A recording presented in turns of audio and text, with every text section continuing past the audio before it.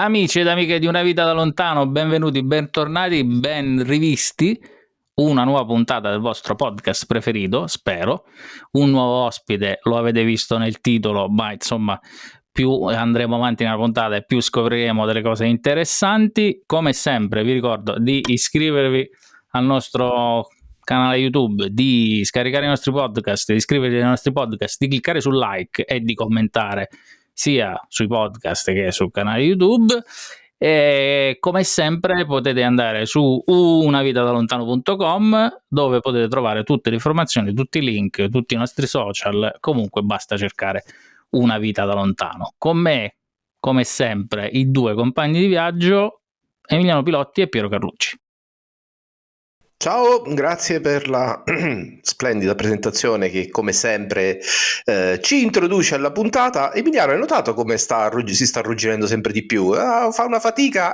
Nella vecchiaia, ormai arrivato ad una certa, a quest'ora della notte, dopo aver lavorato 52 ore in miniera, ovviamente. Esatto, poi, comunque dopo che hai scollinato questa grande salita come il Diablo Chiappucci e bei tempi sul Giro e sul Tour de France, io mi taccio, lancio la sigla e passo la palla a Emiliano.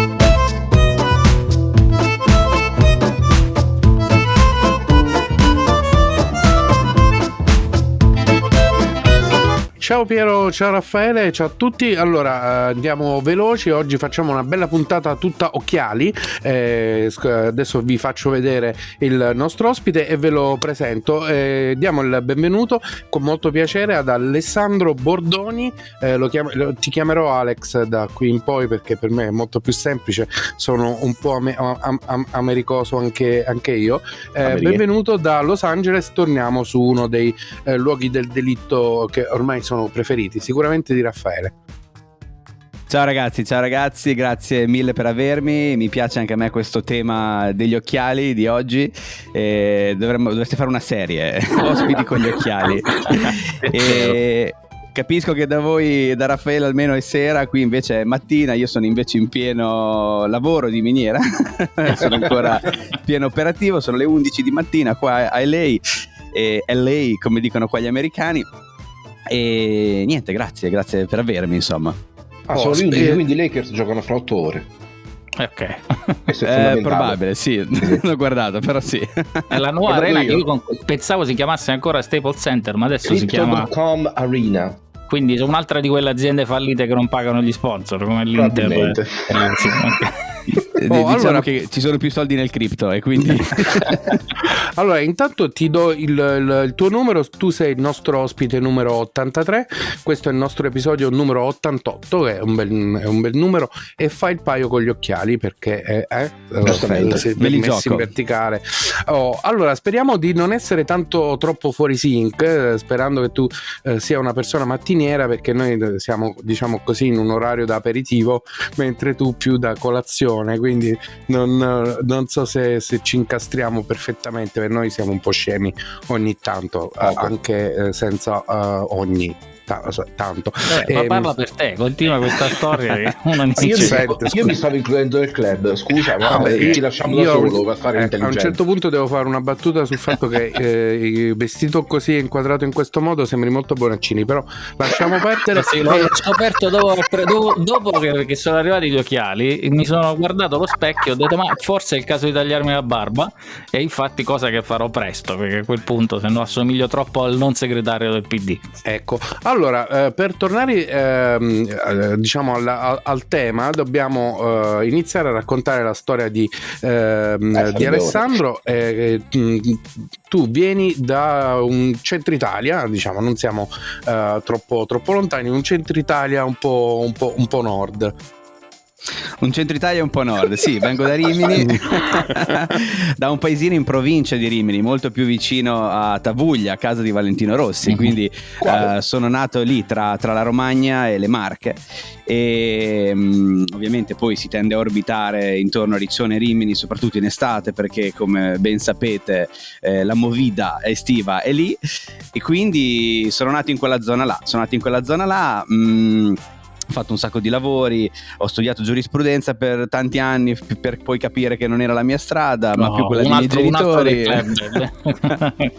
Siamo in tanti. Bene, e quindi sempre un po' appassionato di fotografia, fino a che un giorno mi hanno messo una camera in mano, una reflex, e ho scoperto che girando un tasto questa camera, oltre a fare le foto, faceva anche video. Essendo un grande appassionato di musica prima che di film, e ho trovato nel video questo media che poteva contenere entrambe, no? Sia le immagini ma anche la musica, e quindi ho cominciato a sperimentare come tanti, a fare i primi video delle vacanze, di famiglia, degli amici, delle feste a destra e sinistra. Ho cominciato a fare i primi lavori in Riviera, e soprattutto in estate ci sono molte occasioni, festival, eventi, discoteche, aperitivi vari, locali vari, quindi ho cominciato a come dicono qua, cut my teeth, tagliarmi i denti, che in Italia fa ridere a tradurla. Ho fatto le prime esperienze quindi con questo tipo di lavori, e da videomaker, come si dice in Italia, e fino a che poi mi sono sempre appassionato di più di questo mestiere. Ho cominciato a formarmi appunto separatamente, perché non avendo fatto una scuola canonica, o appunto venendo da giurisprudenza, un background completamente diverso, ho cominciato a formarmi separatamente, andare in giro a fare workshop, seguivo diversi registi, anche americani soprattutto. Sono sempre stato molto filo americano, avevo la bandiera dell'America nella cameretta, musica americana, ascoltavo il country, l'hip hop quando ancora non era mainstream, e quindi sempre avuto un po' l'occhio là.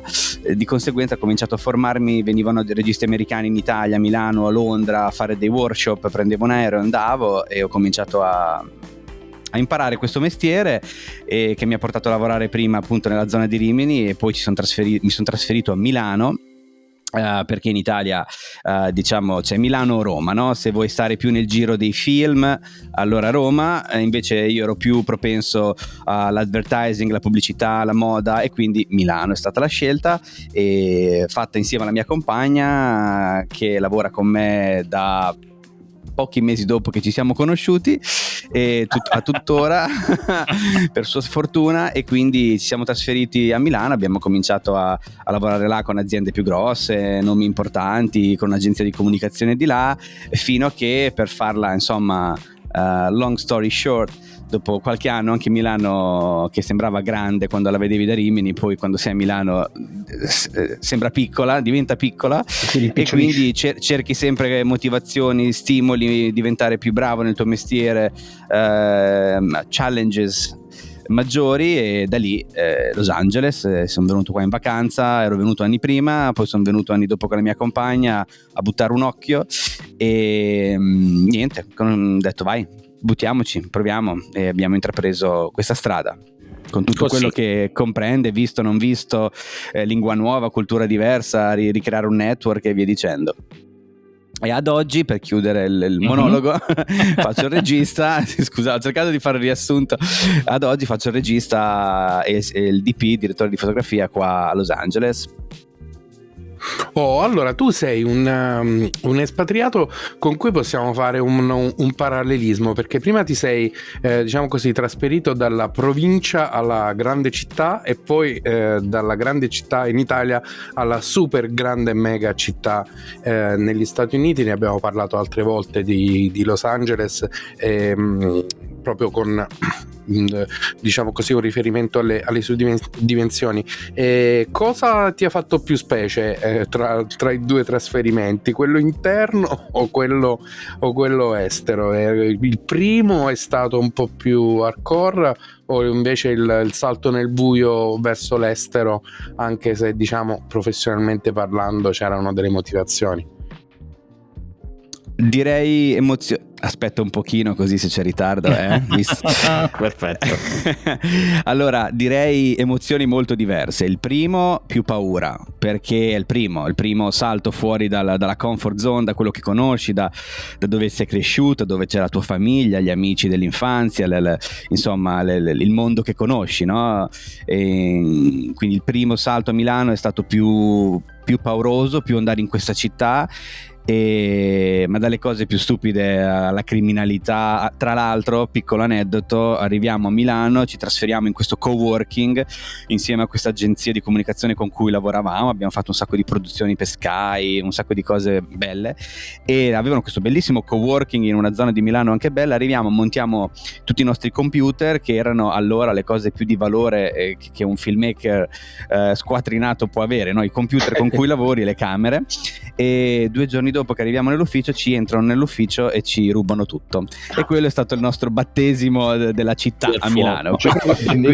Quindi è stato esatto. Tra l'altro di fronte alla sede di Google, quindi tu pensi magari è una zona tranquilla, però invece no.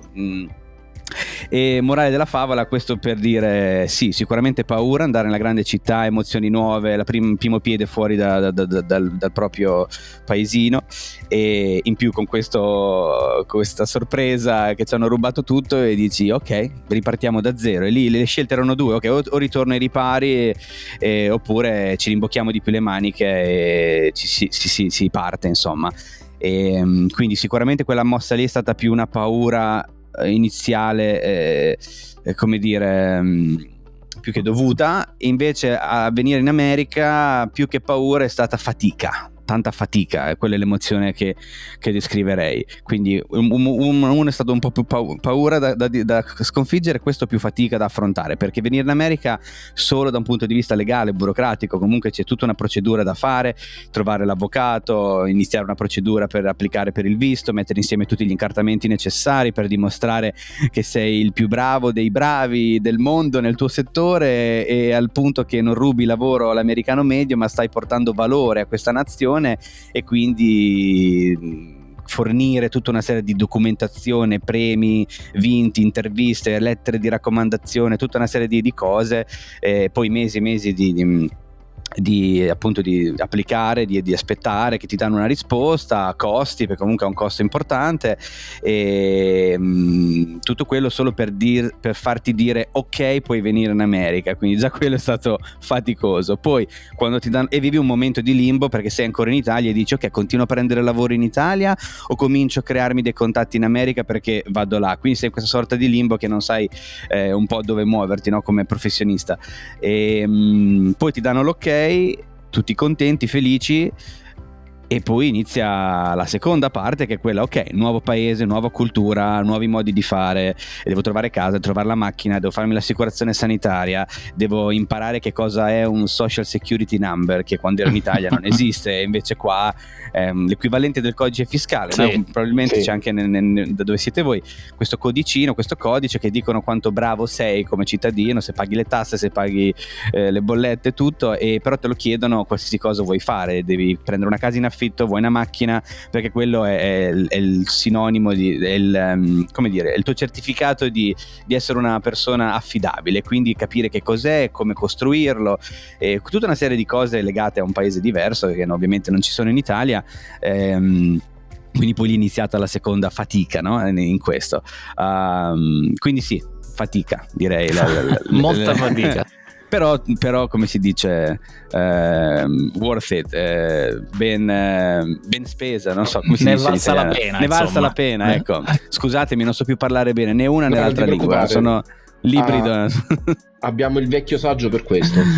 Ecco, poi succede a tutti dopo un po' di anni all'estero. No, ritornando proprio, aprendo una piccola parentesi sul visto che abbiamo avuto ospite qualche puntata fa, un ragazzo che con la sua famiglia ha vinto la lotteria, mentre la tua amica Alessandra, che è stata ospite anche da noi, è andata anche lei con un visto, suppongo da artista, quindi come te. Quindi mettiamola così, se uno fa un lavoro nel campo delle arti forse ha un pochino più di probabilità di ottenere il visto, tra virgolette, facilmente, rispetto, che ne so, a uno come noi che fa un lavoro di ufficio, io e Piero, mettiamola così, anche se insomma mettendola molto, molto larga. Ma guarda, in realtà no, dipende. Per assurdo nel mondo delle arti c'è molta competizione, perché le arti comprendono tutto, dal pittore ai musicisti, agli attori di Hollywood, a chi lavora nei film come noi, dal fonico al camera operator. Ci sono tante professionalità che rientrano tutte sotto il visto O1, che è il visto d'artista, e all'interno di quella categoria ci sono quelle che ti danno più facilmente e quelle che ti danno meno. Per esempio l'avvocato mi aveva detto: se tu eri un pittore, le statistiche dicono che danno molto più facilmente i visti ai pittori di quelli che danno ad altre professionalità. Io nel mio caso ho dovuto applicare come cinematographer invece che come director, che è regista, perché l'avvocato mi ha detto: guarda, in base alle statistiche i visti O1 da registi li danno molto meno dei visti da cinematographer, perché il cinematographer è un lavoro più tecnico, è il direttore della fotografia, è quello che sa usare la camera, le luci, ti fa un'immagine bella sul set, è considerato una professionalità più tecnica, e quindi la danno più volentieri a gente straniera se la merita, mentre invece il lavoro da regista, che è un lavoro più ruolo più importante, più prestigioso, lo tengono più stretto e lo danno agli americani. Quindi ci sono proprio delle statistiche all'interno anche stesso del settore delle arti, che di ruoli più o meno facilmente ottenibili, come visto. In più, se fai un lavoro da ufficio, in realtà ci sono un sacco anche di lavori tecnici, non tanto qui a Los Angeles, ma tanti italiani o stranieri che si trasferiscono a San Francisco, nella Bay Area, fanno lavori legati al tech, lavorano in delle start-up, o sono gente che fa lavori di ufficio. Hai delle specializzazioni diverse da fornire. Ecco, diciamo che qualsiasi lavoro tu faccia, che sia nelle arti o no, comunque devi, alla base di tutto si riduce che devi dimostrare che hai delle competenze tecniche particolari sopra la media, e quindi ti dicono: ok, stai portando valore, stai venendo a contribuire al benessere del nostro paese, non stai venendo a rubare lavoro. Mentre invece se fai un lavoro più comune, come può essere il cameriere, il barista o il muratore, che sono lavori normalissimi, però diciamo che sono specializzazioni che possono avere tante altre persone qua, non è più difficile ottenere un visto, ecco. Molti infatti scelgono la strada anche del matrimonio, un po' perché trovano l'amore, un po' perché si obbligano a trovare l'amore, però a volte è l'unica strada, diciamo, quando non hai delle specialistiche, delle specializzazioni particolari, un'altra strada appunto per venire qua. Oppure c'è la lottery, e anche quella io gioco tutti gli anni, non ho mai vinto, perché quella poi ti dà la green card, che è un altro modo di venire in America, perché il visto che ho io, come tanti altri, è un visto temporaneo che te lo danno per un tot di anni. Nel mio caso te lo danno da 1 a 3 anni, io l'ho già rinnovato 2 volte, mi hanno sempre dato il massimo per 3 anni, però non è la green card. La green card, sarebbe la carta verde, è un permesso più sempre temporaneo ma più a lungo termine, sei più vicino a poter stare di qua long term, ecco, e quella te la danno quando vinci la lotteria, quindi insomma c'è da lavorare. Sì, vai Piero.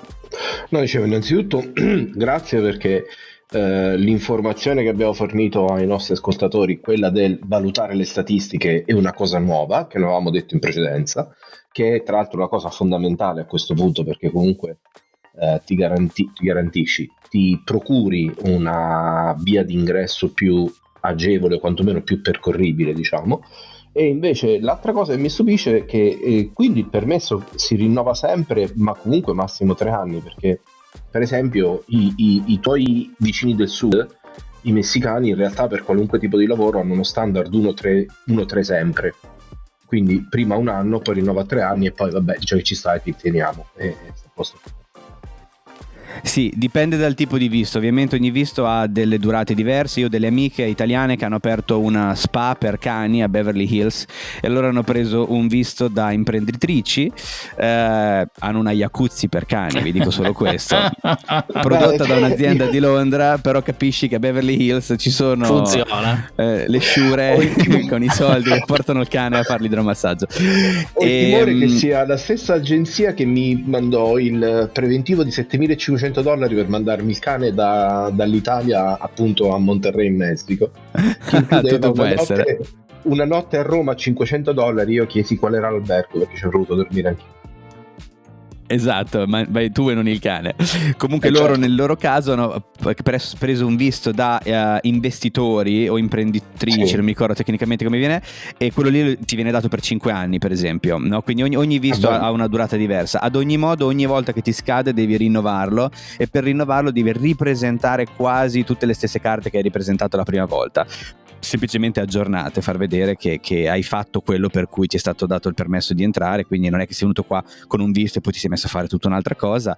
E quindi sì, diciamo che noi expat qua abbiamo sempre questo tarlo, siamo qui a fare il nostro lavoro, a vivere questa bellissima vita americana, però siamo sempre ok, quel lavoro lì magari non mi pagano tanto, ma lo faccio perché è buono, perché poi per il visto quello mi fa curriculum e via dicendo, no? Per esempio io ho lavorato a un video musicale che ha vinto un Grammy. Il video musicale non è l'artista l'ha vinto in una categoria piccola, che è il mondo classico, no? Quindi è musica classica, opera lirica, che ovviamente non è un Grammy, non è la stessa cosa che aver vinto Grammy essendo associato ad Ariana Grande o a Taylor Swift, capito? Però è una produzione quindi molto più piccola, però l'ho presa lo stesso perché c'erano delle buone potenzialità. Poi ha vinto un Grammy, e per me, quando riandrò a rinnovare il mio visto, nella mia documentazione comunque è una cosa che fa la differenza. Quindi quando lavori, sei un expat qua, hai sempre questa cosa, ok, quello lì quello lo faccio, quello no, quello mi funziona bene per il visto, quello no, perché devi sistematicamente dimostrare che continui a valere, che vali, e quindi ti continua a dare il permesso di rimanere qua. Poi quando arrivi alla green card, proprio per chiudere, a un certo punto fai la richiesta per la green card, che è un permesso più lungo di 10 anni. Se te la danno, dopo un tot di anni diventa permanente, non devi più rinnovarla, insomma, per semplificarla. Ok, no, io per le due cose che mi sono venute in mente, intanto chi ha visto Beverly Hills Chihuahua 1, 2 e 3, come tutti noi genitori di figli sotto i 10 anni abbiamo visto, quindi possiamo riconoscere la spa per cani, che sicuramente è stata citata più volte nella serie di film. No, invece mi chiedevo se c'è il Grammy lì, quindi se ce l'hai tu in casa, il tuo Grammy, o sta con l'artista? Il Grammy giustamente sta con l'artista, e io sono una delle tante persone nel gruppo di lavoro. Eravamo in 40-50 persone, tra chi ha lavorato alla musica, chi ha lavorato al video, e ovviamente il Grammy c'era l'artista, però ti mandano un link che tu fai l'application e ti arriva a casa un certificato col disegnino del Grammy in rilievo, col tuo nome, che hai fatto parte di questo progetto, una sorta di targhetta, ecco. Quello ti arriva. Un grammino. Un grammino, sì, un grammino stampato. No. Tu spero che l'abbia messo come background della tua application per il prossimo rinnovo, cioè bella in rilievo nel PDF, così ci scusate, cioè forse vi è sfuggita una cosa. Esattamente così è stato. Sentendo parlare mi è venuto anche un po' in mente, mi sono visualizzato questa scena di italiani espatriati che si incontrano, che socializzano, magari fanno un barbecue eccetera, e poi questo tipo di questioni magari vengono fuori, spesso se ne parla perché ognuno magari ha le sue cose che possono essere utili a qualcun altro. Comunque, no, un aggiornamento di status si fa, no? Come stai, come non stai, come sta il tuo visto? Sì, è all'ordine del giorno, perché l'americano medio non ha idea di che cosa sia questa cosa, la procedura, che cosa serve intraprendere questa cosa, quindi se ne parla sempre spesso con gli italiani o comunque europei, anche francesi, spagnoli, e sì, è l'ordine del giorno, soprattutto quando ci si vede con gli italiani, ci si parla di due cose, del cibo e del visto. Tipo adesso che devo fare l'application per la green card, c'ho un amico che ha iniziato a farla prima di me e gli ho detto: ascolta, cosa stai facendo così, cosa mi consigli? Io pensavo si confronta in continuazione. Una cosa che mi sento di consigliare a chiunque abbia intenzione di fare questa scelta è comunque di affidarsi a un professionista, un avvocato, perché all'inizio io ero un po' restio, perché comunque chiedono chiedono dei soldi per gestire questa cosa e tutto, ma è incredibile come anche il minimo errore di formulare una frase, di non compilare un documento bene nel momento in cui fai la richiesta ufficialmente, un singolo errore non è che te lo mandano indietro e l'ufficio di immigrazione ti dicono guarda qui hai sbagliato, lo correggi, ti dicono la tua pratica è stata negata senza darti troppe spiegazioni, per magari hai sbagliato a inserire un codice o a compilare un modulo, e quindi è importante avere un avvocato, meglio ancora se un avvocato americano. Quindi io infatti quando consiglio agli italiani dico sempre prendete un avvocato americano, non un italiano che fa queste pratiche, perché sono più abituati, hanno più dialogo con quegli uffici di immigrazione, sanno meglio come presentare tutto il fascicolo, insomma. Quindi sicuramente affidarsi a un professionista è importante, che è quello che anche ho imparato venendo qua in America nel mio lavoro, ma anche poi in altri lavori, che invece è una mentalità che in Italia abbiamo di meno, che è quella di riconoscere le professionalità altrui come noi vorremmo la nostra professionalità che venga riconosciuta, e ci gratifica quando la nostra professionalità viene riconosciuta e retribuita. Allo stesso dobbiamo fare noi verso gli altri, quindi invece di cercare di fare faccio tutto io, me la gestisco io così risparmio, alcuni lo fanno e c'è chi è stato più o meno fortunato a gestirsi il proprio visto da soli, perché comunque online ti dà la possibilità di far tutto da solo, però non c'è proprio tutto quello che serve, e quindi è sempre importante affidarsi a un professionista, secondo me. Allora mi sono venute in mente 3 cose, non so scegliere quale delle 3, che filone continuare. La prima che mi sono immaginato sempre lo stesso barbecue di prima, e mi domando si parla più di visto o più di cibo con gli italiani quando ci si ritrova? Allo stesso modo? Si passa da 50 cibo al visto. Si parla più di cibo se è aperto un ristorante nuovo, o si parla diciamo che è la prima conversazione, diciamo, e quando ci si trova con gli italiani ci si trova di solito a mangiare, quindi come dici te, barbecue o comunque a mangiare bene, e si dice sei andato a provare quello, sei andato a provare quell'altro, perché qua a Los Angeles, essendo una metropoli grande, cambiano in continuazione, c'è un ricircolo di locali nel giro di un anno, aprono, chiudono, quindi sei sempre lì che non riesci a stare al passo, no? E questo. E continuando sempre sulla stessa falsariga, però diciamo così, vorrei acchittarla un po' meglio. Anche italiani che vengono da parti completamente diverse della penisola, che hanno storie completamente diverse, quando vanno all'estero e si trovano, diciamo così, si cementano un po' di più grazie a questi 2 aspetti, appunto quello del cibo. Noi scherziamo sempre, ne parliamo sempre, diciamo così, ci prendiamo anche un po' in giro sul cibo, e le questioni appunto tecniche delle cittadinanze, piuttosto che dei visti, piuttosto che dei trasferimenti. Diciamo che a quel punto lì si è tutti uguali, anche se sono storie completamente diverse, c'è un punto di partenza. Tu, rispetto alla socialità, dopo che ti sei trasferito, dopo quanto tempo, diciamo così, ti sei reso conto se gravitavi di più su diciamo così, gruppo di italiani o un gruppo di americani, un gruppo internazionale, chiamiamolo così? Allora io sono un po' un ibrido in questo, ma in realtà neanche tanto ibrido, perché poi ho conosciuto persone come me.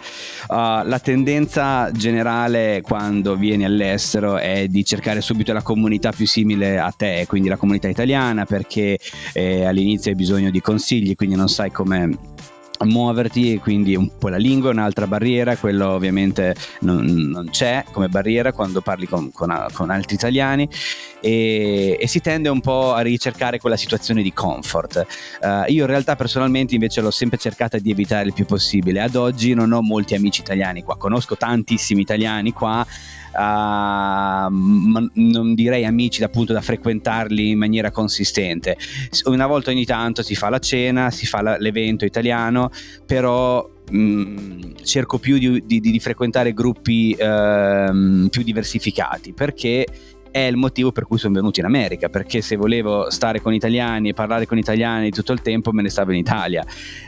Invece il bello di venire qua è perché puoi in continuazione confrontarti anche da un punto di vista culturale, no? Su temi del lavoro, del matrimonio, della coppia, ci sono così tante cose che un americano ha di diverso rispetto a noi, ma e anche all'interno dell'America stessa ci sono vari pensieri, perché c'è l'americano asiatico, c'è l'americano messicano, latino, c'è l'americano del nord, del sud, quindi è interessante.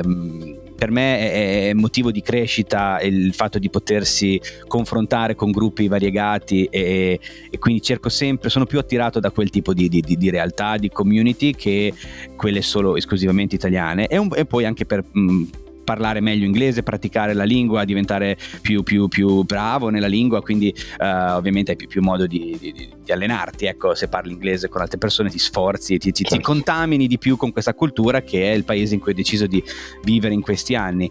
Però per alcune cose invece, cibo, visto le cose belle della vita, della qualità, come si dice, cioè la qualità della vita che abbiamo in Italia cioè non c'è paragone, come voi saprete, rispetto a quella che c'è qua in America. Quindi quando cerchi di godere di cose, vai con gli italiani, no? Una bella cena, una bella mangiata, una bella giornata al parco a fare le chiacchiere, a cazzeggiare, allora cerco il gruppo di italiani. Quando invece voglio crescere da un punto di vista lavorativo, networking, professionale, cerco gli americani, perché su quello sono proprio delle numeri bestie uno. rispetto a noi, numeri uno, sì, nel senso buono, bestia.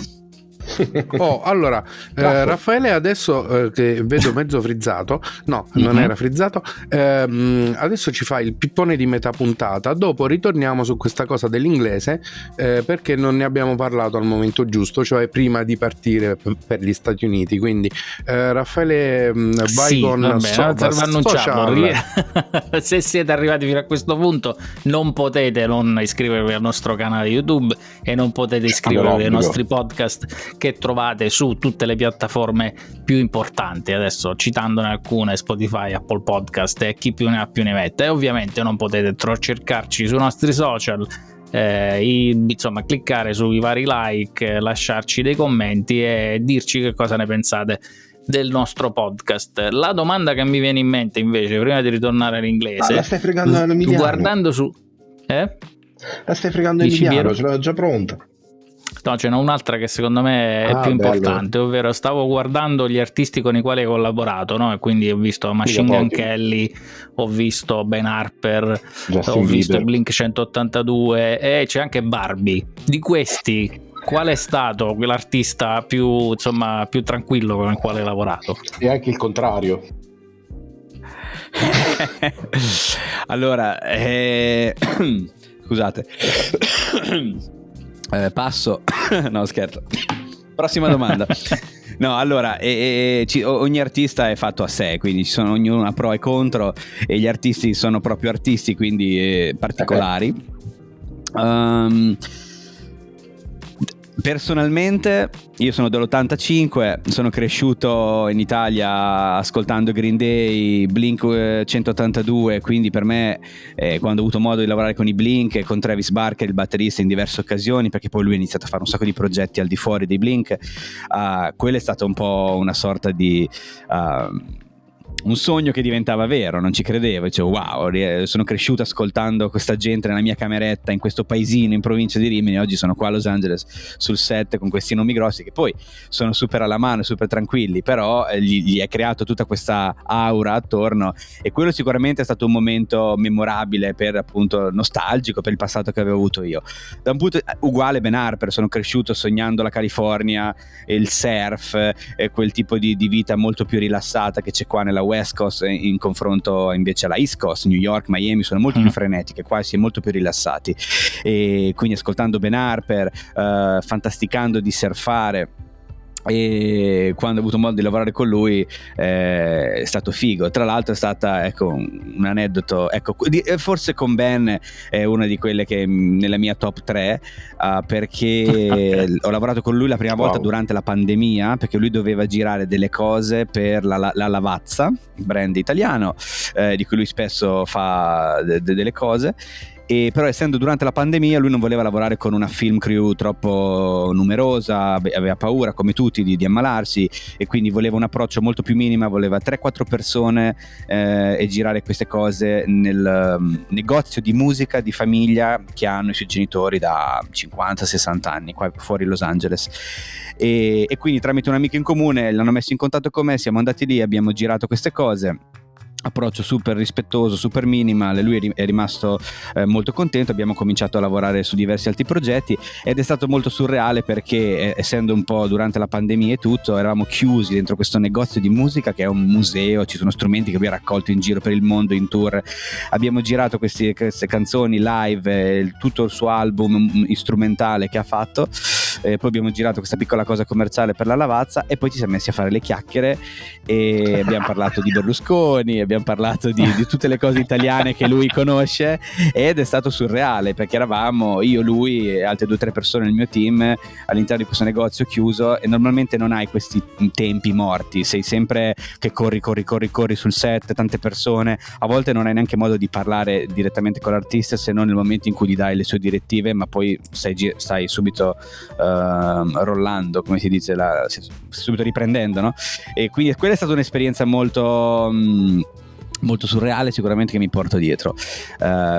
Machine Gun Kelly, un fenomeno, però anche molto difficile da lavorarci, però ognuno ha i suoi pro e contro, ne ho sentite di ogni, anche sul set non miei, anche su colleghi che lavorano anche con artisti molto più grossi di quelli con cui lavoro io, ne ho sentite di ogni, appunto, quando si dice quando gli artisti sono viziati, non pensi mai il livello di richieste assurde che possono avere in certe circostanze, ecco.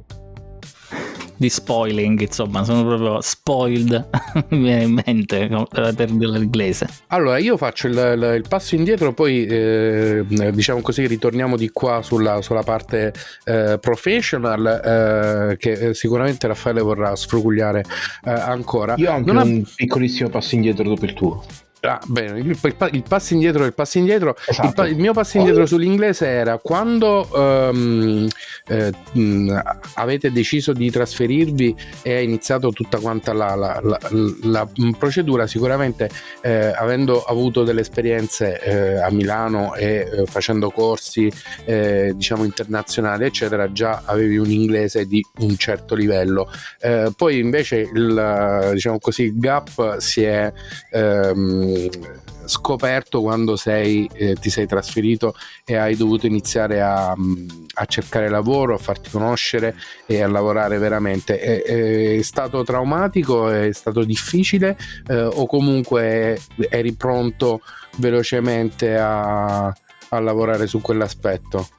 È stato, per ricollegarmi al sentimento di prima, faticoso, come tutto è faticoso qua, però ne valsa la pena. Comunque ero convinto, stavo facendo quello che voglio fare, quello che mi piace, quindi trovi l'energia, trovi la forza di affrontare questa cosa. L'inglese che sapevo io venendo dall'Italia era un inglese maccheronico, quello che si impara a scuola, che è molto basico, molto elementare.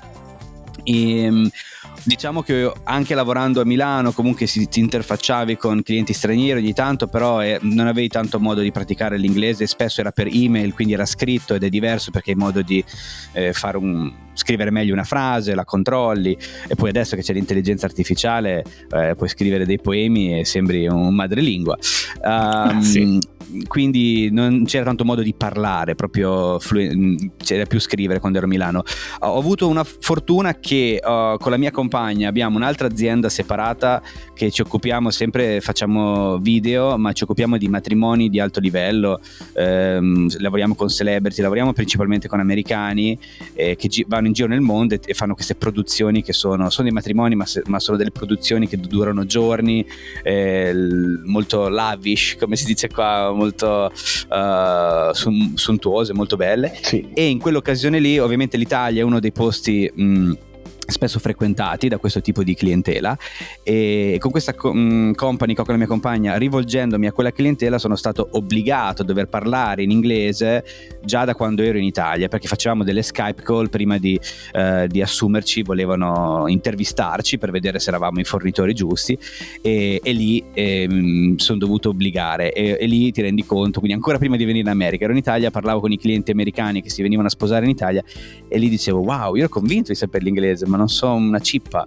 e mi ricordo la prima Skype call mi ero scritto tutte le frasi potenziali che mi poteva chiedere, domande, le potenziali risposte che avrei potuto dare, mi ero fatto proprio un gobbo, no? Proprio su uno script mi ero creato, che poi me ne è servito neanche la metà, perché c'è comunque quest'ansia da prestazione, e ancora peggio, poi io sono uno che parla molto veloce in italiano, come si può sentire, quindi il mio cervello vorrebbe comunicare alla stessa frequenza anche in inglese, però non ti escono le, quindi c'è ancora, ti crea una frustrazione questa, no?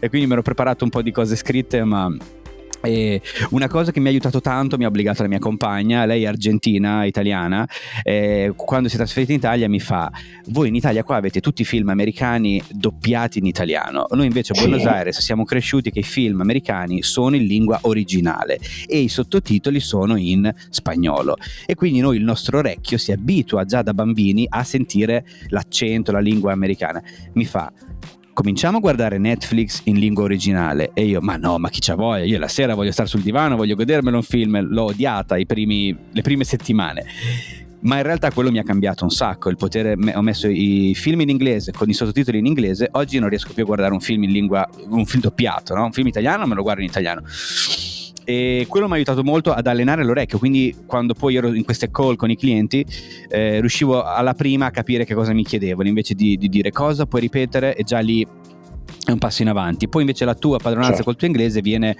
con la dimestichezza, col più fai pratica, come tutte le cose, è un muscolo. Venendo in America, piccolo passo indietro, finché sono gli americani che vengono a lavorare in Italia, vengono a sposarsi, lavorano con un team italiano, anche se parli un inglese con un accento forte, è bello, fa parte della è il folklore, e quindi gli piace. Allora sì, quando invece vieni qua ti rendi conto che non gliene frega niente se vieni dall'Italia, perché qui non sei a casa loro, e quindi hai bisogno di essere comprensibile, che il fatto di essere italiano e l'accento così forte va bene all'inizio per fare un paio di battute. Ah, che bello l'Italia, pizza, pasta, mandolino, trovi quello più o meno innamorato della nostra cultura, anche se generalmente tutti sono molto innamorati dell'Italia, però ecco, dura mezz'ora quella chiacchiera, dopodiché si passa al lavoro, al business, alle relazioni normali, e qui devi parlare un inglese più comprensibile, ecco. E quello è una cosa che poi pratichi col tempo. Io anche stamattina ho fatto una lezione di fonetica con un teacher che ho online, perché abbiamo dei suoni italiani, non italiani, noi europei abbiamo dei suoni particolari che qua in America non ci sono, e quindi certe parole ci escono fuori più forte, e quindi cerchi di smussare. Poi l'accento ci sarà sempre, rimarrà sempre, e ci sta perché fa parte della nostra identità, però il cercare di smussare alcune parole ti aiuta ad avere delle conversazioni più facilmente comprensibili alla prima di là, soprattutto quando sei in dei contesti di lavoro molto, molto stressanti, molto veloci, e in cui bisogna che la comunicazione sia chiara, veloce e immediata, perché invece se sei al tavolo con degli amici a fare le chiacchiere ti puoi permettere di smasticare un po' male l'inglese, invece sul lavoro devi essere efficiente, come sono efficienti loro qua sul lavoro, anche nel parlare. C'è un bellissimo racconto, a proposito di questo, c'è un racconto di Gabriele Muccino che dice quando si è giocato l'occasione di lavorare, non so se con De Niro o con Al Pacino, che in una di queste feste hollywoodiane nelle quali lui faceva da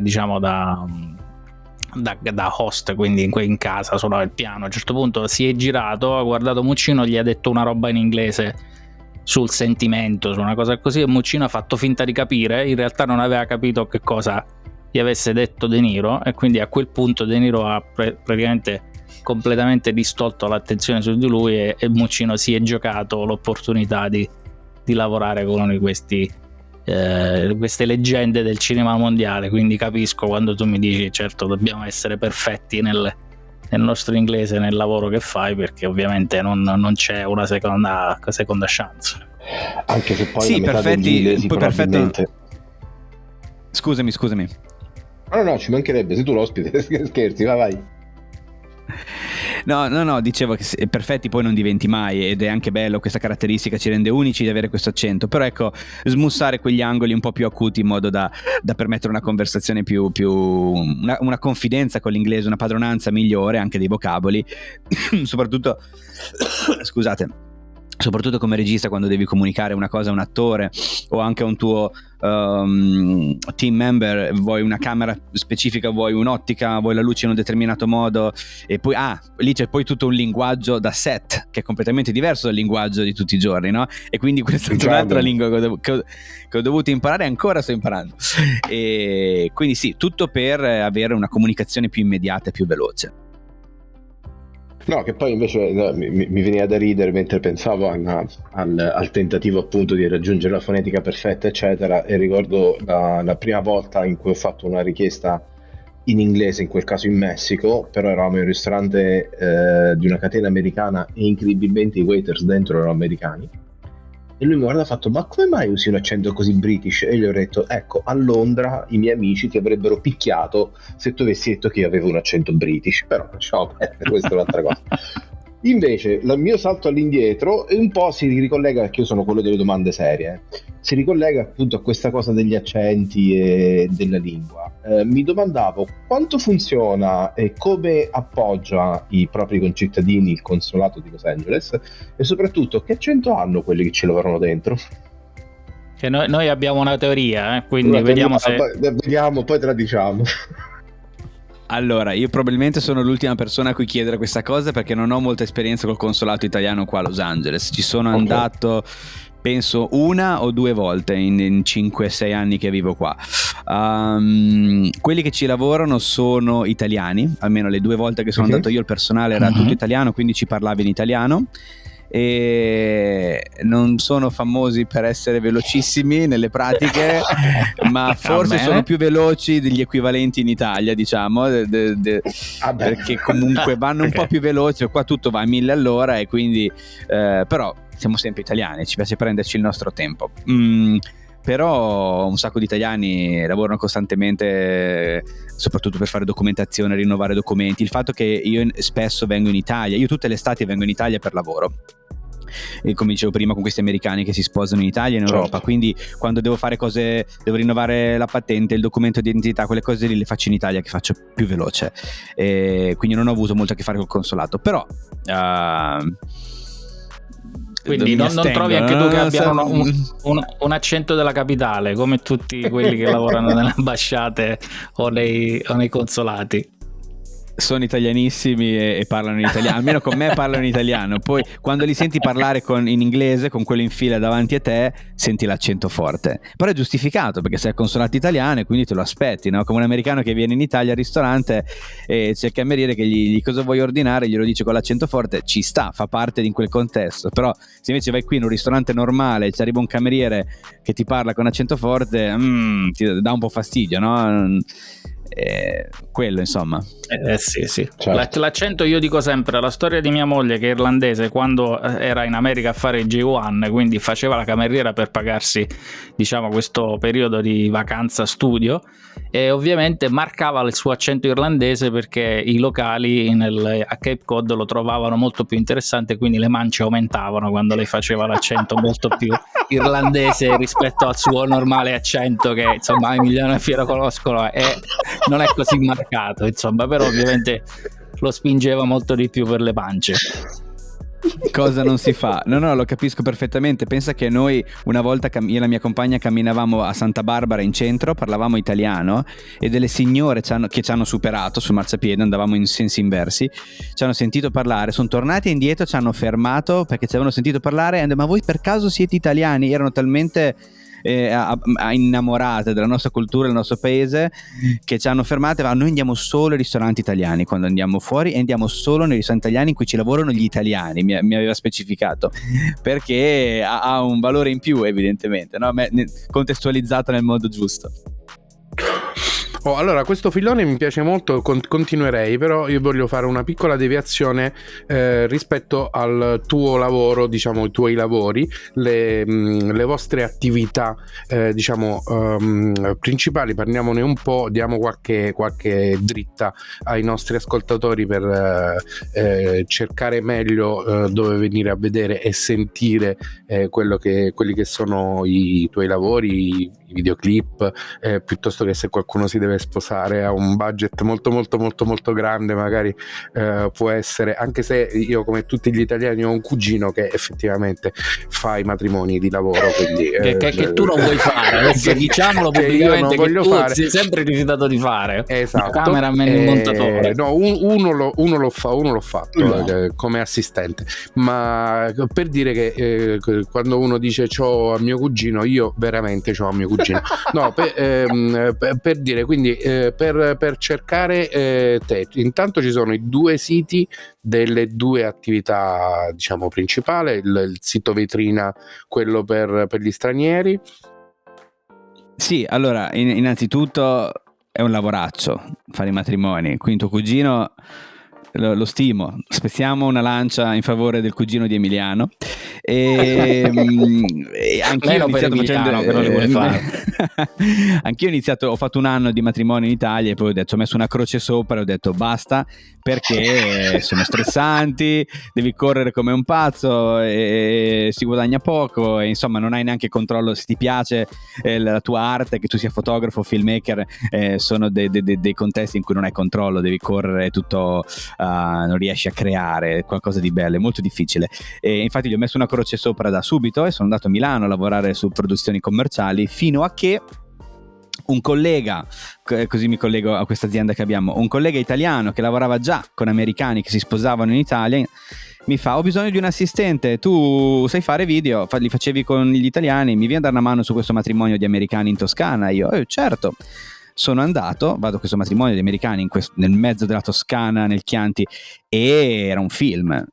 Poi io che ero filo americano, proprio sempre sentivo sti qua che si facevano questi speeches, questi discorsi strappalacrime col il tramonto in Toscana di fronte a un Chianti, cioè era una cartolina, e ho detto wow, esiste questo? Cioè questo è un altro modo di fare matrimoni, questi sono dei film, perché comunque vengono in delle location, affittano delle location mozzafiato, che non è il solito ristorante dove andiamo al compleanno del nostro amico di paese, no? E quindi affittano questi castelli, queste ville sul lago di Como, questi posti spettacolari che da italiano a volte non ci puoi neanche entrare perché sono residenze private, quindi hai modo anche di vedere parte della tua cultura che diversamente non sarebbe accessibile, ed accessibile perché loro vengono e se la pagano e se la affittano per una settimana e dici wow, che bei posti che abbiamo in Italia e che bella situazione, che è un film.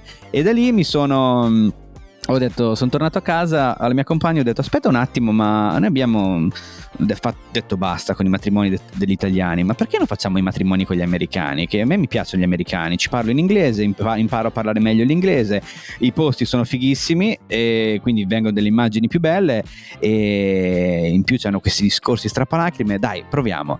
E da lì abbiamo buttato giù il sito, ne abbiamo aperto uno solo in inglese con un lavoro unico in portfolio e ci siamo cominciati a proporre a questo tipo di clientela, questa nicchia che appunto si chiama Destination Wedding, il tipo di matrimonio che è quando tu vai a sposarti fuori dal tuo paese dove vivi. Quindi abbiamo iniziato a lavorare con gli americani in Italia facendo questi destination weddings. In Italia siamo uno dei paesi nel mondo più riconosciuti per questo, perché abbiamo tra i luoghi più belli, dalla costiera amalfitana al lago di Como, la Toscana, Venezia, chi più ne ha più ne metta, e si sciolgono gli americani quando gli parli di questi posti.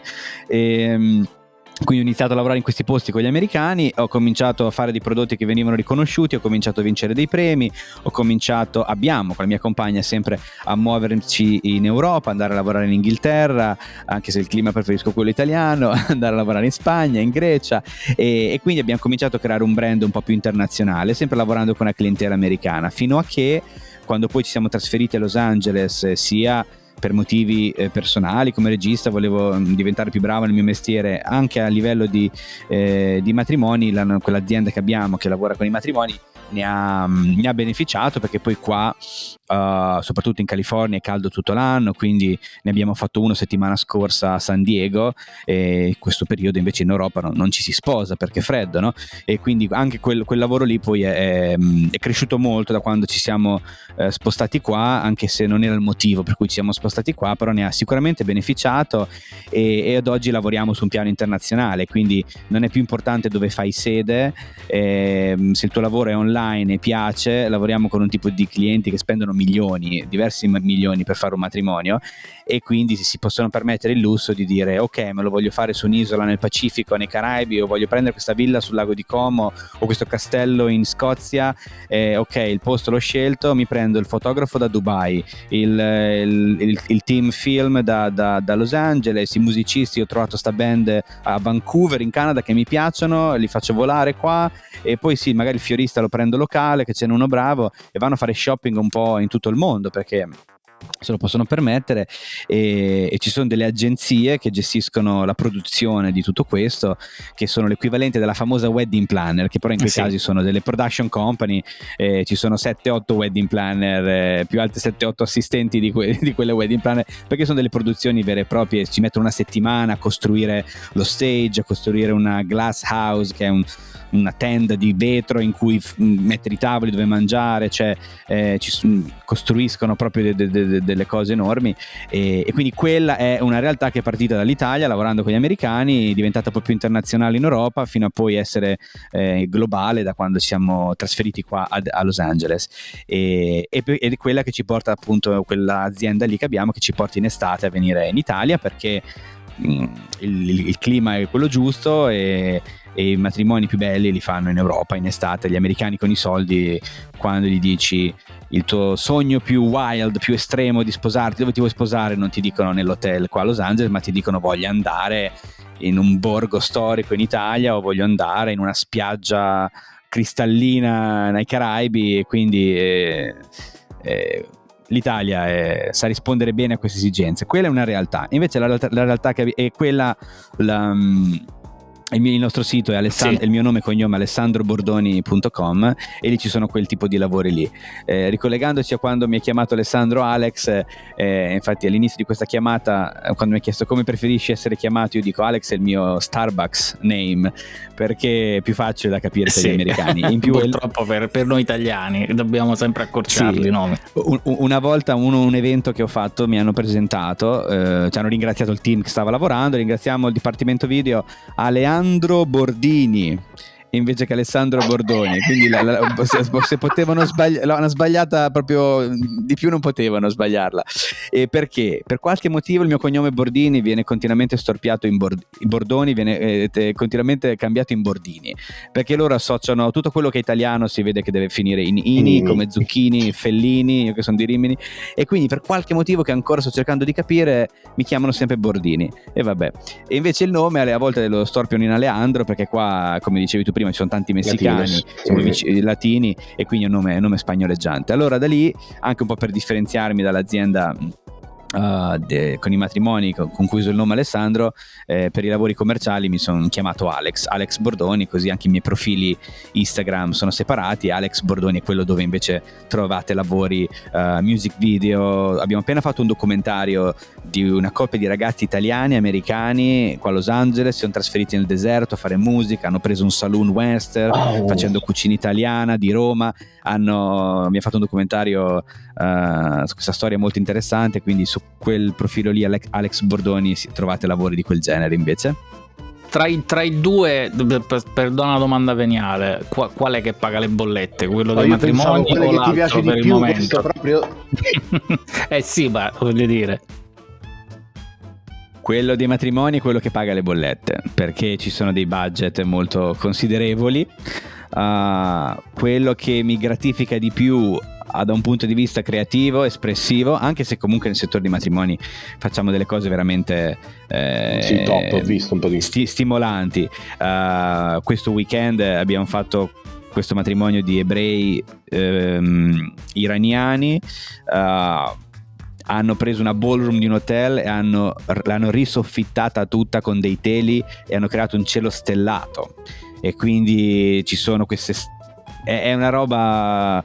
Se andate a vedere l'ultimo mio reel su Alessandro Bordoni Films, che è l'account wedding, sono delle produzioni proprio mega galattiche. Una volta mi sono trovato John Legend a suonare, perché hanno invitato John Legend come special guest a suonare. Passavo per sbaglio, capito? Cioè, parliamo di questo tipo di clienti, no? E quindi sicuramente gente che si gente che si può permettere quel tipo di produzioni. Ovviamente quando si tratta del video, ovviamente noi siamo una piccola parte di una grande produzione, però comunque i guadagni sono buoni, però sei sempre un po' vincolato a questo timeline che è quella alla fine, no? Si preparano, si sposano, e si mangia, si balla, si diverte. Comunque la timeline è bene o male sempre quella. Invece su lavori music video, documentary, ancora di più, hai molto più spazio creativo, i guadagni sono un po' più bassi, però da filmmaker sei molto più soddisfatto. Quindi diciamo che il segreto è trovare l'equilibrio giusto tra i due, ecco, non è uno è meglio dell'altro, ma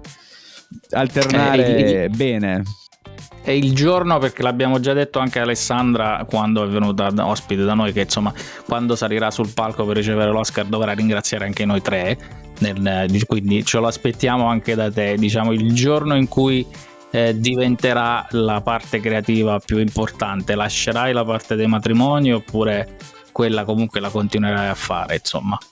Guarda, lascerò no, perché comunque è una realtà che mi piace, probabilmente la strutturerò di più in modo tale che il mio coinvolgimento personale sia meno necessario, come già lo sto facendo adesso. Ho assunto un editor italiana, una ragazza che la sto formando e mi sta aiutando sulla parte editing, perché a volte ci si ammucchia un po' il workflow, quindi sto già anche il team. Queste produzioni grosse non le possiamo fare solo la mia compagna, ma dobbiamo mettere insieme un team di 4-5 persone, di camera operator, drone e via dicendo. Quindi diciamo negli ultimi anni ho creato un team, mi sto strutturando di più e questo mi permette in un futuro di poter delegare di più ed essere presente solo quando è veramente necessaria la mia presenza, ecco, in modo tale che ho più tempo libero per poi gestire anche altri progetti come documentari, progetti che possono essere più creativi, più personali anche,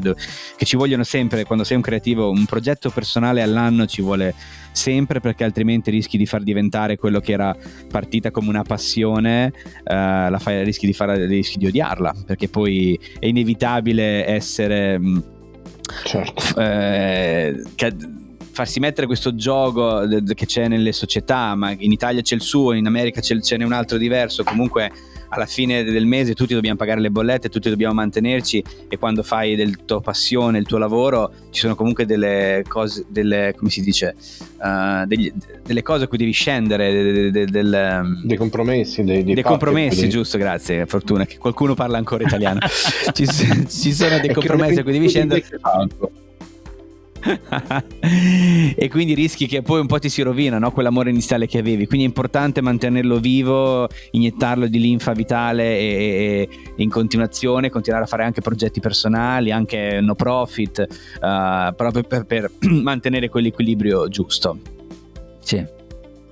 Ti farei notare che Emiliano ha un libretto nero che noi chiamiamo il libro del rancore, per cui anche tu adesso sei stato segnato che al primo prossimo premio di una certa rilevanza, appunto, dello speech. Mi ricordo anche quando quelli che portano fortuna, notoriamente, ricordiamo Una vita da mediano, ringrazio. Una vita da lontano. Sì, da lontano. Lo sai che vi cercavo per vedere un po' il vostro content, e cercavo una vita da mediano, da fan di Ligabue, e per poi accorgermi da lì che viene il concept, in effetti. Come ci capita spessissimo, ci allunghiamo e vengono fuori cose molto molto interessanti alla fine. Intanto ti possiamo proporre, nel momento in cui scrivi un libro, vieni a presentarlo qui da noi. Io qui sulla lavagnetta ho aggiunto già un po' di gadget dei libri che abbiamo presentato nella trasmissione. Siamo praticamente arrivati assolutamente alla fine, potremmo andare avanti ancora per altro, però faremo un'altra puntata fra qualche tempo, diciamo così, che noi magari ti continuiamo a seguire quando succede qualcosa di figo, quando farai un super video o un super matrimonio. Non si può mai sapere, con qualcuno che sta, diciamo così, nella watchlist gossip di Raffaele, poi magari ci risentiamo. magari il problema è che quando lavori con sta gente ti fanno firmare NDA, non disclosure agreement, NDA. cioè, dove praticamente non puoi pubblicare niente a meno che non ti danno il permesso loro. Ho fatto una celebrity poco fa a Palm Spring qua fuori, ho fatto del footage bellissimo che volevo pubblicare, clip da 15 secondi, perché comunque ti aiuta, no, certo, spinge a fare traffico. No, non posso pubblicare niente, quindi è bello perché ti dà delle belle soddisfazioni lavorare a certi livelli, però poi dici dai, mollate un pochino, dai. Però questi sono i veri VIP, nel senso che sono i veri VIP che si fanno fare un lavoro solo per loro. Poi ci sono quegli altri VIP che invece diciamo così danno in pasto all'opinione pubblica buona parte della propria vita, e diventa anche questo un mattoncino di comunicazione, no? Sicuramente mi è stato proposto poco fa, parlando di matrimoni, una VIP importante italiana di cui non faccio il nome per rispetto, mi ha contattato e voleva il lavoro gratis, perché io sono chi sono. Certo. Il mio matrimonio andrà in un programma televisivo di una certa importanza, con una presentatrice di una certa importanza, e tutti i fornitori vengono a lavorare gratis per la visibilità, e noi abbiamo elegantemente rifiutato, perché abbiamo detto guarda, noi lavoriamo con una clientela straniera, quindi non mi interessa neanche fare questa sorta di investimento. L'avrei valutato diversamente, però altri VIP, chiamiamoli, invece pubblicano anche quello che a volte non dovrebbero pubblicare, pur di fare numeri. E volevo solo dire una cosa veloce riguardo il libro. Non so se scriverò mai un libro, mai dire mai, tutto può essere, ma se qualcuno che sta ascoltando questo bellissimo podcast è interessato, appassionato, curioso sull'America, ma più nello specifico la California, qua a Los Angeles dove sto io, mi è appena arrivato un libro che si intitola California, di Francesco Costa, che è un giornalista, scrittore italiano abbastanza famoso negli ultimi anni, ed è molto bravo ed è molto specializzato sul tema America. Ha fatto libri dove affronta la politica, da Trump a Biden a tutto, e quest'ultimo libro che ha fatto parla proprio della California e di come, mentre in Italia si continua ad avere questo pensiero che il sogno californiano, l'America è tutto bello, i surfisti, il cinema, il sole di qua e di là, la reputazione che invece hanno i californiani nel resto dell'America non è più così tanto buona, e vengono visti male, e quindi sono cose che ovviamente non arrivano oltreoceano. Certo. E quindi è bello questi contrasti, questa differenza di percezioni sull'americano californiano in particolare. Si chiama California il libro, di Francesco Costa, così una segnalazione. Sì, allora ce lo scriviamo, poi mettiamo anche sotto in descrizione nei vari podcast e sotto il video ovviamente i tuoi siti, ma anche a questo punto il riferimento a questo libro che è molto, molto interessante. Poi Emiliano che ha sicuramente montato la copertina del libro che tu stai vedendo, quindi poi l'impressione, la copertina del libro. Come ho messo i backstage dei videoclip mentre ne parlavi, la parte dei matrimoni mentre ne parlavi, cioè abbiamo già fatto che siamo se guardate arrivati. il video su YouTube vedete tutte queste cose, se state ascoltando il podcast non le avete viste, ma insomma magari andate a guardare su YouTube. Ma le avete sentite? Allora cominciamo la ridda dei saluti, perché siamo veramente arrivati in conclusione, non possiamo rubarti altro tempo perché la tua giornata è ancora lunghissimissimissima, mentre la nostra diciamo che si conclude dopo la fine di questa puntata, quindi c'è un fuorisync su questo. È stato veramente un piacere parlare con te per molti motivi, perché aggiungiamo dei tasselli appunto di conoscenza di una parte del mondo, che sono gli Stati Uniti, in cui ci sono tantissimi espatriati e in cui tanti altri ce ne saranno sempre, continuamente, anche nel futuro. Quindi le cose che ci ha detto tecniche sono assolutamente state interessantissime. Aggiungiamo il primo regista non solo di matrimoni e non solo di videoclip, diciamo così, videografo alla nostra collezione di persone. È stato veramente un piacere interessante, e ti rinnoviamo già da subito un secondo giro quando sarà, fra un po' di tempo, quando ci avrai qualcosa di figo da raccontare. Per cui io sono il primo a ringraziarti e a darti la parola per una conclusione finale, un saluto o quello che vuoi. Io ringrazio voi, e quando Alessandra, la mia amica, mi ha parlato di questo podcast sono rimasto molto, molto sorpreso positivamente, perché penso che sia un'iniziativa molto interessante. Soprattutto noi italiani siamo sognatori, siamo viaggiatori, ma siamo tanto anche sognatori, e come voi avete viaggiato più o meno, tanti vorrebbero viaggiare ma poi ci sono tante paure che li bloccano. Io mi ricordo quando ancora parlavo l'America, quando ancora ero un teenager, e quando parlavo in giro tutti mi dicevano ma è impossibile ottenere un visto, è impossibile andare in America, e ti vengono spesso segate le gambe da a volte ignoranza, cioè semplicemente mancanza di conoscenza completa sulla materia, o da paure stesse di altre persone che magari hanno gli stessi sogni tuoi, ma hanno dei vincoli maggiori per i quali non possono fare quella scelta, e quindi siccome non possono loro cercano in qualche modo di vincolarti anche te. No, non andare là, chi te lo fa fare?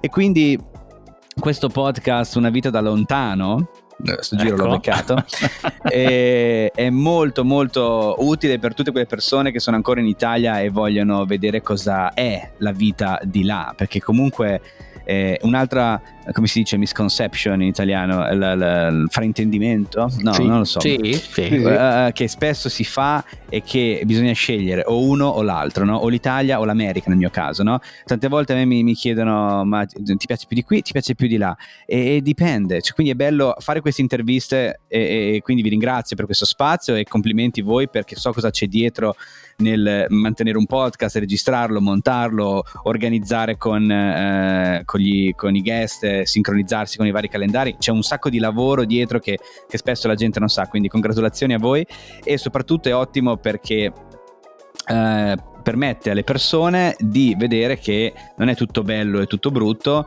ma ci sono cose che ha senso, per cui ha senso trasferirsi qua in America, principalmente il lavoro e la carriera, se quello è il vostro obiettivo e si vuole spingere e mettere la quarta, la quinta, bisogna venire qua, perché in Italia neanche ai livelli più alti si arriva al livello di professionalità e di opportunità che ci sono qua. Certo. Però allo stesso tempo, se invece si dà priorità ad altre cose, la famiglia, uno stile di vita più lento, la qualità della vita, l'assistenza sanitaria compresa, il cibo più buono e via dicendo, l'Italia è un paese bellissimo, continuerà a essere, nessuno la batte, quindi ci sono pro e contro dappertutto, e questo podcast penso sia geniale nel portare a galla tutto. Sono andato lungo, scusate, però no, va bene. Non ti preoccupare. Tanto ti ringrazio anch'io, Alessandro, e come di recente gli ospiti ti saluto con una citazione. In questo caso è un pensiero estremamente semplice ma comunque profondo, che viene dal Dalai Lama, che ci ricorda che una volta l'anno vai in un posto dove non sei mai stato prima. Ecco, alessandrobordoni.com, alexbordoni.com e Alex Bordoni su Instagram. Questi alcuni dei riferimenti, ma li trovate qui sotto in descrizione. unavitadalontano.com per cercare e trovare noi, o googolare Una vita da lontano, non Una vita da mediano. È stato un piacere come sempre, ci vediamo la prossima volta, chissà con chi, chissà da dove, insomma, per un altro appuntamento. Perché soprattutto? Ecco, questa è la vera domanda. Ciao. Ma sempre con gli occhiali. Ciao. Sì. Ciao ragazzi.